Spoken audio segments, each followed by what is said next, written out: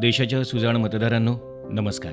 कोणत्याही निवडणुकीत मतदान करताना आपली एकच भावना असते, ती म्हणजे संविधानानं दिलेल्या अधिकारानुसार आपलं मत गुप्त आणि सुरक्षित असावं.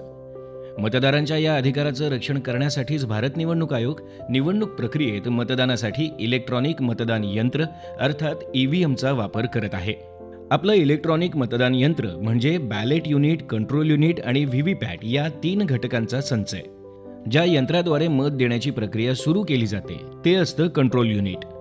मतदान अधिकाऱ्यानं या यंत्रावरचं बॅलेट हे बटन दाबल्यावरच बॅलेट युनिटवरून प्रत्यक्षात मतदान करता येतं. त्यानंतरच दिलेल्या मताची नोंद कंट्रोल युनिटवर घेतली जाते. आणि बॅलेट युनिट म्हणजे आपण ज्या यंत्रावर प्रत्यक्षात मत देण्यासाठीचं बटन दाबतो ते यंत्र.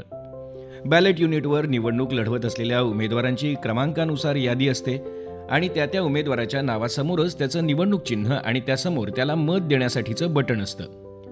आपण मत दिलं की त्या बटना शेजारीच असलेला लाल रंगाचा छोटा दिवा पेटतो, म्हणजेच आपल्याला आपलं मत नोंदवलं गेलं असल्याचा संदेशच मिळतो. आता आपण मत दिल्यानंतर त्याची छापील पावतीची प्रत जिथे दिसते आणि साठवली जाते ती यांत्रिक पेटी म्हणजेच व्हीव्हीपॅट.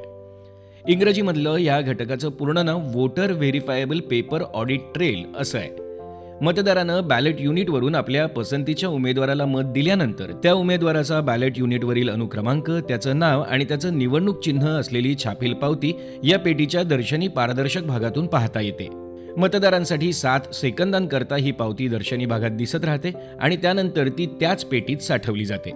मतदारांनो, देशात इलेक्ट्रॉनिक मतदान यंत्रांचा पहिला वापर 1982-83 मध्ये केरळमधल्या पारूर विधानसभा मतदारसंघातल्या 50 मतदान केंद्रांमध्ये आणि त्यानंतर 8 राज्य आणि एका केंद्रशासित प्रदेशातल्या एकूण 11 विधानसभा मतदारसंघांच्या निवडणुकांसाठी झाला होता. त्यानंतर मार्च 1989 मध्ये संसदेत इलेक्ट्रॉनिक मतदान यंत्राच्या वापरासंदर्भात सुधारित लोकप्रतिनिधित्व कायदा संमत झाला आणि मग 2000 सालापासून होत असलेल्या निवडणुकांमध्ये इलेक्ट्रॉनिक मतदान यंत्राचा वापर होत आला आहे. या यंत्राला व्हीव्हीपॅटची भक्कम जोड मिळाली ती 2013 साली. नागालँडमधल्या नोक्सेन विधानसभा मतदारसंघाच्या पोटनिवडणुकीत आपल्या मताच्या छापील पावतीची प्रत दाखवणाऱ्या आणि साठवणाऱ्या व्हीव्हीपॅटचा पहिल्यांदा वापर झाला होता. त्यानंतर 2019 सालच्या लोकसभा निवडणुकीत पहिल्यांदा 100% इलेक्ट्रॉनिक मतदान यंत्रासोबत व्हीव्हीपॅटचा वापर केला गेला होता.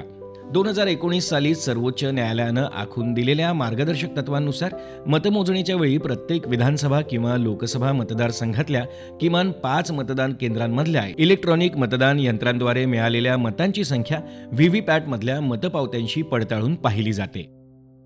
आणि म्हणूनच हे यंत्र नव्हे तर आपल्या मताचं बुलेट प्रूफ कवच आहे. धन्यवाद.